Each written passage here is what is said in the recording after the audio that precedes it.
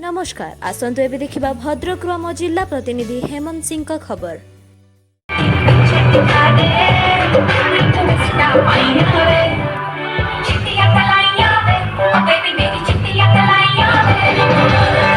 सरस्वती शिशु विद्या मंदिर वार्षिक उत्सव हाटडी ब्लॉक शोष कानपुर सरस्वती शिशु विद्या मंदिर 10म वार्षिक उत्सव पालित हो जाइछि।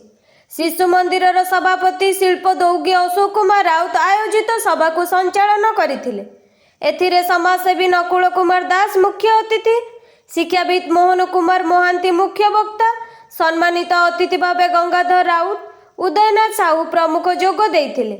संपादक अशोक दास पितामाता उपरे उपादेय तथ्य रखिथिले।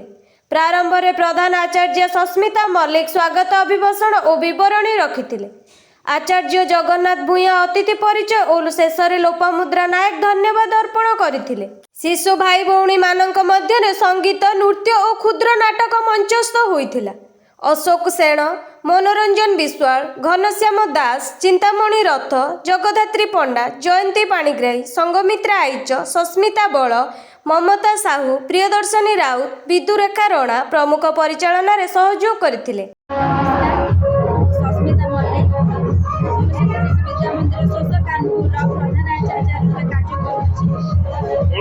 वार्षिक उत्सव केते खुशी अछंती पिला माने सब उपमान करछंती कोन कहबे दीर्घ दिनर अंत घटाई आज आम विद्यालय रे 10म वार्षिक उत्सव पहुंची जाइछि। आ एति पई मो सहित आम गुरुजी गुरुमा माने मध्ये आम पिला माने मध्ये बहुत खुशी अछंती।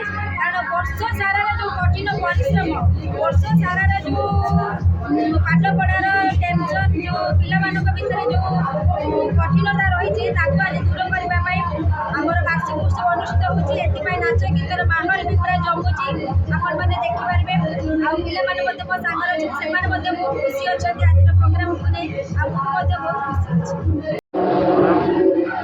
अशोक कुमार दास संपादक सरस्वती शिशु विद्या मंदिर शोषकानपुर न्यूदाणी केउझर। आज प्रोग्राम कोन थिला वार्षिक उत्सव आज आम विद्यालय 10म वार्षिक उत्सव 2014 मसीहा फेब्रुआरी 4 तारिख सरस्वती पूजा दिन आमर ये न्यूदाणीस्थ ये जगार आमर सरस्वती शिशु विद्या मंदिर गठित होता। आज तार 10म वार्षिक उत्सव पालन करा पिलामानकर सांस्कृतिक कार्यक्रम। आज मुख्य अतिथि भाव में आम समाजसेवी श्रीयुक्त नकुल चंद्र दास एवं आमर मुख्य वक्ता बाबद शिक्षाविद आमर मोहन चंद्र महांती एवं आमर सम्मानित अतिथि हाईस्कूल शिक्षक उदयनाथ साहू एवं आमर सभापति महामहिम सभापति विद्यालय श्रीयुक्त इंडस्ट्रियालिस्ट एवं समाजसेवी श्रीयुक्त अशोक कुमार राउत महोदय समस्त उपस्थित रही एवं समाजसेवी विशेष सम्मानित अतिथि समाजसेवी श्रीयुक्त गंगाधर राउत महोदय एवं विद्यालय प्रधानाचार्य सुश्री सस्मिता मल्लिक महोदया समस्त उपस्थित रे सभा कार्य संपादित हो जाइछि। एवं आज पाखापाखि आपण मैंने देखुवे 2000 लोकंकर समागम एवं ए विद्यालय 200 पिला पाठ पढ़ती। एवं सबुठ बड़ कथा होची आमर गोटे स्वप्न थिला जे आमर जो केउझर जिलार हाटडी ब्लॉक रे आम विद्यालय अवस्थित एवं आमे ए वर्ष आमर गोटे स्वप्न थिला आमर हाटडी ब्लॉक रे प्रथम होवाई ए वर्ष आम 2 जन पिला हाटडी ब्लॉक रे माने तृतीय श्रेणी स्कॉलरशिप टेस्ट हाटडी ब्लॉक रे प्रथम होइचंती। प्रथम हेची ताको ना होची साई कृष्णा पेड़ा एवं द्वितीय स्थान अधिकार करछंती ऋतुराज प्रसाद कर एवं प्रति वर्ष ए वर्ष आमर 13 जन पिला आमर जो आदर्श विद्यालय पाइछंती एवं 2 जन पिला आमर नवोदय जवाहर नवोदय विद्यालय परीक्षा उत्तीर्ण होइछंती। एवं प्रति वर्ष आमे प्रति वर्ष स्कॉलरशिप एवं आम नवोदय विद्यालय एवं आदर्श विद्यालय पिला माने कृतकार्य होइछंती।